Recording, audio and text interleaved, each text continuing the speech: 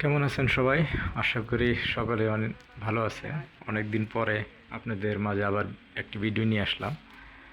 আসলে বিষয়বস্তু যদি ভালো না হয় আসলে ভিডিও করে লাভ নাই, যার কারণে একটা সাবজেক্টের অপেক্ষায় ছিলাম যে নতুন কি ভিডিও আপনাদের সামনে আনা যায়। আপনারা দেখতে পারতেছেন সামনে সুন্দর লাল থোকা থোকা ফল ধরে আছে। এটা এখন অনেকেই চিনেন এই ফলটা। এটা হচ্ছে রামবুটান। বেশ কয়েক বছর ধরেই বাংলাদেশে এই ফলটার প্রচলন হচ্ছে। এটি মূলত বিদেশি একটি ফল। দেখতেছেন এই যে এটা হচ্ছে হলুদ কালার, এরকম লাল রঙের বা লাল কালারের আছে। এগুলো থাইল্যান্ডের, শ্রীলঙ্কার, ভিয়েতনাম, মালয়েশিয়া ভিন্ন ভিন্ন দেশের এই ফলের চাষ প্রচুর হয়। বাংলাদেশের মাটি প্রকৃতিগতভাবে সকল ধরনের ফল চাষের জন্য উপযোগী।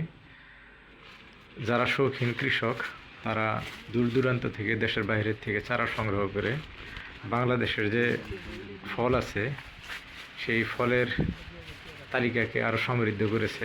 এরকম এক আন্তরিক লোক হচ্ছে আমাদের শেখ মামুন ভাই। ওনার বাড়ি হচ্ছে ময়মনসিংহের ভালুকা উপজেলায়। মূলত অনেক দিন ধরেই যাব করে আসলে যাওয়া হয় না, কথা হইতেছিল অনেক দিন ধরেই যে যাব, পরে আজকে হঠাৎ করেই তার বাগানে চলে যাওয়া। দেখেন এই যে সুন্দর ফলগুলো পড়ে আছে। আমার কাছে এই ফলটা অনেক ভালো লাগে, যার কারণে ইচ্ছে করেই একটু সময় নিয়ে বাগান ঘুরে ঘুরে দেখলাম। আর মামুন ভাই অনেক আন্তরিকতার সাথে আমাদেরকে গ্রহণ করছে। এই দেখেন অনেক সুন্দর লাগতেছে ফলগুলো। এই বাগানে মোটামুটি 212টি গাছ আছে যেগুলোতে ফলন দিছে।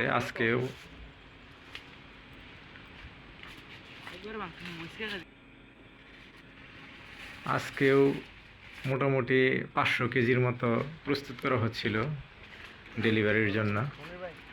এগুলার বাজারে এখন বর্তমানে অনেক চাহিদা আছে। আশা করতেছি অদূর ভবিষ্যতে আমাদের এই আন্তরিক যে ভাই মামুন ভাই,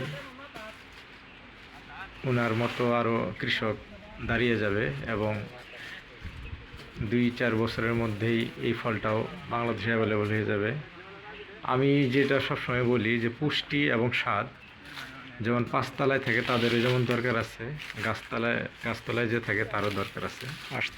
এই কারণে আমি বলি যে সবাই যদি এগিয়ে আসে ফল চাষ করার জন্য, ভিন্ন ভিন্ন ফল চাষ করার জন্য, তাহলে যে পুষ্টির যে ঘাটতিটা এটা অনেকাংশে পূরণ করা সম্ভব হবে। মামুন ভাইয়ের এখানে অনেক কলমের চারা পাওয়া যায়। আপনারা ইচ্ছা করলে তার সাথে যোগাযোগ করে ফল এবং চারা দুটাই অনায়াসে সংগ্রহ করতে পারবেন। দেখুন এই যে সুন্দর ফলগুলো ধরে আছে। আমার অনেক ভালো লাগতেছিল, ঘুরে ঘুরে দেখলাম। মামুন ভাই নিজে গাছ থেকে পেড়ে আমাদেরকে এই ফলগুলা খাওয়ার জন্য দিয়েছিল। তার আন্তরিকতা আসলেই ভোলার মতো না। আপনারা যারা এই নতুন ফল চাষে আগ্রহী তারা মামুন ভাইয়ের সাথে যোগাযোগ করতে পারেন। আশা করি আপনাদেরও ভালো লাগবে।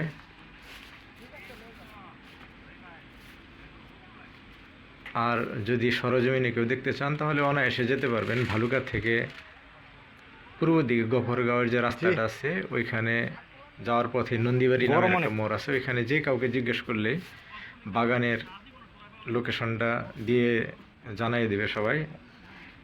এই বাগানের যে নাম, এটা তাইফ এগ্রো নামে নামকরণ করা হয়েছে। আপনারা যে কাউকে জিজ্ঞেস করলে এই বাগানের লোকেশনটা সবাই দেখিয়ে দিবে। ভালো থাকবেন সবাই। আবার নতুন আরেকটি ভিডিওতে আপনাদের সাথে দেখা হবে। সেই পর্যন্ত আজকের মতো বিদায় নিচ্ছি। ভালো থাকবেন, আল্লাহ হাফেজ।